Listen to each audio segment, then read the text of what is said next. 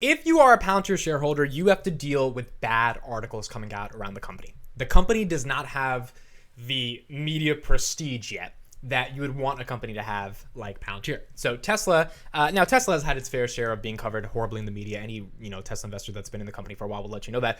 But in general, they make a really sexy consumer car, right? And when they make a really nice car, or something like Apple that makes a nice iPhone, you're going to get some bad coverage, but at the end of the day, the product is cool. People want to cover it. You've got people doing reviews. You've got people doing test drives. There's a lot of media being built around the company organically in order for the company to thrive. Palantir's fundamental problem is that their product is not a consumer-facing product. It's a B2B product, which means if it's a B2B product, you don't have businesses making videos and stuff talking about your product. Like, yeah, I did a video yesterday about they'll say that your product is great, and they'll let all these think tanks in the BI and data analytics space know, like, hey, we love Palantir, but it's not this organic, unique form of marketing that starts a movement around something. As a result, as a company like Palantir, you have to be sort of reliant on external media, people like us on YouTube, or people writing articles in the Wall Street Journal, Bloomberg, CNBC, etc., that have access to your customers' minds, because your customers pay attention to kind of business, finance, media, and overall the general public, to be able to cover you in a positive way. It is the age-old conflict of interest that media companies have with other entities, because it's the relationship they develop ultimately with how they promote or speak about another company. And Vice Media, they've put out some good content over the years. I've consumed some of their content here and there, but generally they've represented Palantir in not the best way. So here's the article I did on dailypalantir.com. By the way, if you want a blog that's actually covering Palantir, giving you bull and bear arguments and curating meaningful content on the internet of this company, I highly recommend subscribing. It's free. You get an email every Thursday, and you get to get your daily dose of Palantir on dailypalantir.com. Vice Media should probably research more about Palantir. I'll link this in the description so you guys can check it out. But Vice essentially did an article right here, okay? Meme stock traders are ecstatic after Palantir teases Ukraine war involvement, and they quote tweeted Doom Shalat. If anyone knows who Doom Shalat is, you're an OG in the Palantir community, but they literally quoted Doom Shalat. This article is not good. Okay, so let's start off with the beginning of the article. You'd be surprised to learn that Palantir, a company that helps ICE separate and deport families with this technology, is one of the most popular meme stocks traded by online retail investors. Now, already, the article is starting off with this connotation and insinuation that Palantir is this evil company that's just helping ICE and separating families at the border. This is a bad characterization of Palantir. And as you can see right here, I wrote in the article, this is a massive mischaracterization. I can't go into why in this article, but I did a 19-minute video that I'm going to click on right here. I'll put this in the description. Hey everybody, welcome back to the channel. Okay. You should watch this video. It's not going to go through all of it here, but I went very in-depth on February 3rd, 2022, explaining why does Palantir actually work with ICE? And we go into the nitty-gritty dirt of it, right? So when you have a company like Vice Media, which is, it has a big media reach, just saying, oh, Palantir is this evil spy company that works to deport families at the border, doesn't take into account human trafficking that they've stopped. It doesn't take into account the fact that they were protecting officers under the Operation Fallen Hero under the Obama administration. It just takes the stuff that happened in the Trump administration and the headlines around that area and then pushes that as the mainstream narrative. And unfortunately, that's just not the truth, but that is how the truth is perceived by these media entities. So already the article that tries to cover this company decides to cover this company by saying, hey, they're a spy firm that helps ICE separate and deport families. So the vibe of the article you can see in the beginning is probably just not good, which is why I write some articles to try to combat some of that media. I don't have the reach that Vice Media does, but nonetheless, you got to be able to fight back in some respects. So then they go on to write, they talk about the Ukraine stuff. And so they said on June 2nd, Karp became the first chief executive to meet Ukrainian president since Russia invaded the country. And then they say, as for what that actually means, it's not entirely clear. And they're referring to what the visit to, what Karp's vision with the CEO actually meant. And already right here, as for what that actually means, it's not entirely clear. They are also trying to insinuate, look, like, yeah, Alex Karp is like meeting with Volodymyr Zelensky and like, I guess, but like, we don't really know what it means. And I write in this article, it's pretty clear to me. They are helping.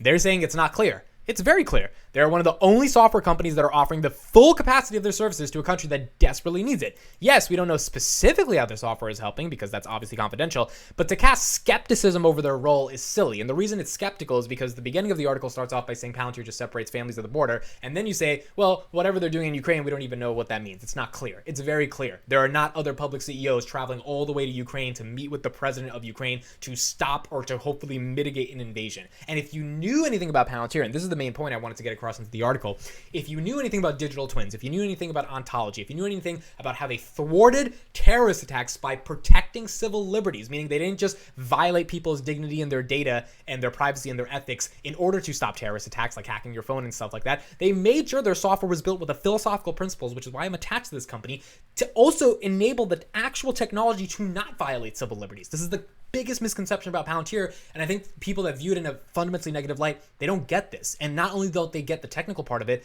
they don't get the philosophical part of it and how it actually helps business. Because when you go and do business in Europe, which is like it's a pretty big multi-billion-dollar market just in the governmental space, you've got to be compliant with GDPR regulations. You've got to be the anti-Facebook of the world because they're not really friends of Facebook given what they do with data privacy and ethics.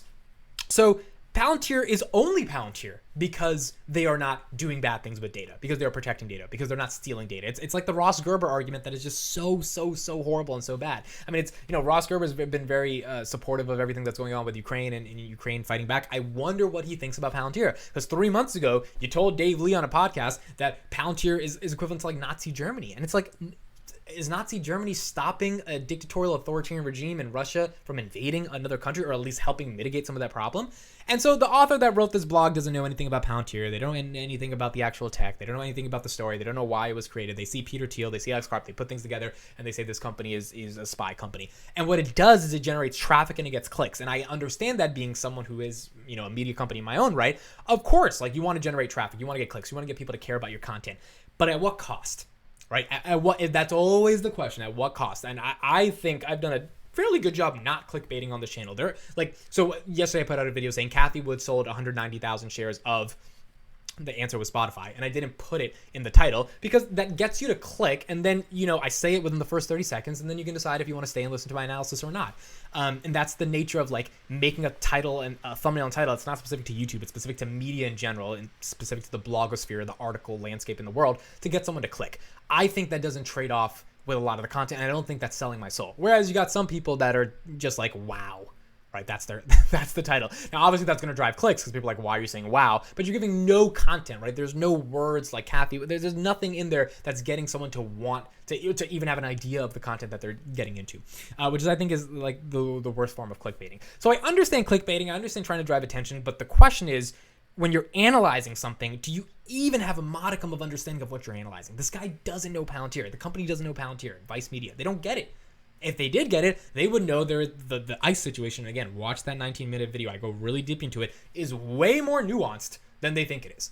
But everyone wants to be black and white, and it's a gray world. It's a very gray world. The older I get, the more I realize it is not just Democrat. It is not just Republican. It is not just liberal. It's not just conservative. There are various things that go in between this stuff. When I was in high school, I wanted to vote for Bernie Sanders because I deeply felt his argument and the compassion and ethical nature of wealth inequality.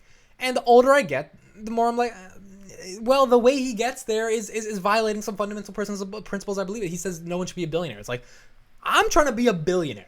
And like, well, what does that mean to be a billionaire? Well, you have to go through a lot of hard work. You have to do a lot of sacrifices. You have to do a lot of things that are differentiated from the average person to get there. You become a billionaire when you build something that a lot of people use, unless you're like part of some trust fund or whatever, right? Most people have to build stuff. Why would we demonize that? Why would we stop those incentives, right? So my paradigmatic values of how I think about the world have changed as I've gotten older. But that also doesn't mean that I'm super right-wing and that I want like very low taxes. I agree that there should be social safety nets. And if I ever did make $1 billion, I would give a lot of money back to a lot of different causes. Maybe the government isn't the best place to figure out how I allocate that capital. But like, there's nuances here. And when you're analyzing a company like Palantir that is involved in some very political, controversial things, if you don't appreciate the nuance, you end up being black or white. And that usually ends up going bad for analyzing the company. So let me know your thoughts. Let me know what you guys think about this Vice article. Definitely check out the article I did in response to it on dailypalantir.com. Thank you so much for listening. Looking forward to your comments, and I'll see you in the next one.